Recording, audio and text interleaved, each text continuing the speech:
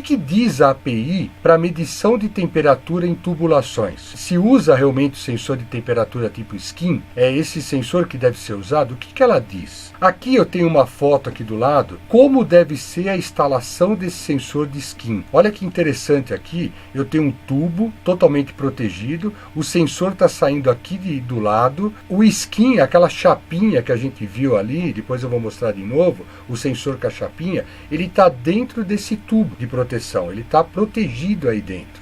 Então vamos dar uma olhada o que a API diz sobre isso. O material da bainha, quando eu falo bainha, pessoal, o que é bainha?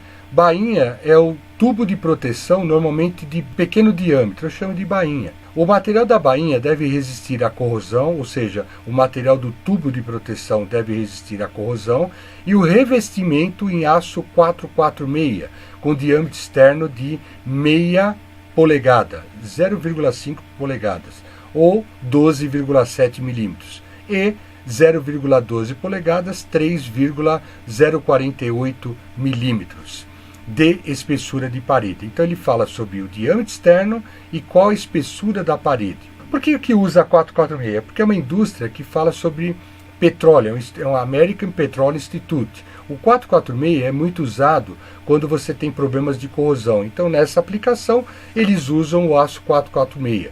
Outros usuários preferem e também é aceito ligas à base de níquel, por exemplo o inox 310, com diâmetro externo de 6,35 e uma parede de 0,889, 0,9 milímetros de parede. Aqui eu estou colocando à risca o que diz essa norma, para que vocês vejam que não é simples eu querer medir temperatura numa superfície de tubulação, não é simplesmente pegar lá um sensor, colocar em cima e sair medindo. Existem as APIs aí, pessoal, e a experiência também.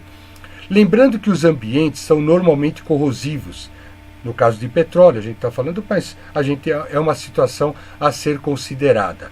E essa API 556 se refere a processo de fabricação de petróleo, como eu falei. Por isso é recomendado o tubo de 6,35. Eu tenho uma parte dessa API original, né, falando sobre o tipo do termopar, como ele deve ser, protegido com isolação mineral, né, MgO Insulation, que é a isolação mineral. Ele fala aqui os tipos de termopar que eu posso usar, J, K, E e N.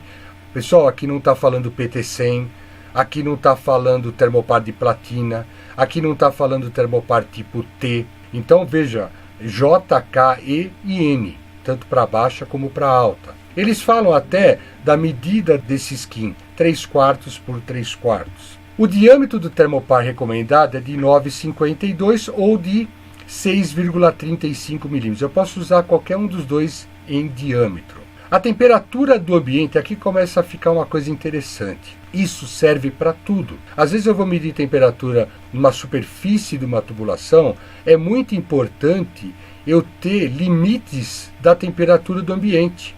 Então não basta eu chegar lá, medir a temperatura numa superfície de uma tubulação e estar num ambiente que a temperatura é de 250 graus. Essa API ela fala o seguinte, que a temperatura do ambiente ela tem que ser no máximo de 180 graus. Pela primeira vez que vejo a relação de temperatura do ambiente com a medição da temperatura em superfície. Vendem peças já pré-montadas e nunca falam sobre os limites da temperatura do ambiente, como se isso não fosse importante. E isso aí é muito importante, tá, pessoal? O comprimento do condutor, quando eu falei aqui no slide anterior, né, ele falava em 6 polegadas. O que é 6 polegadas? É esse condutor aqui. Para mim colocar como proteção sobre o sensor, ele tem que ter no mínimo 6 polegadas. Então, assim, resumindo, eu não posso pegar e colocar um sensor em cima de uma tubulação sem essa proteção. É o que diz a API. E eu vou dizer para vocês que isso pode ser aplicado também em outras situações na indústria.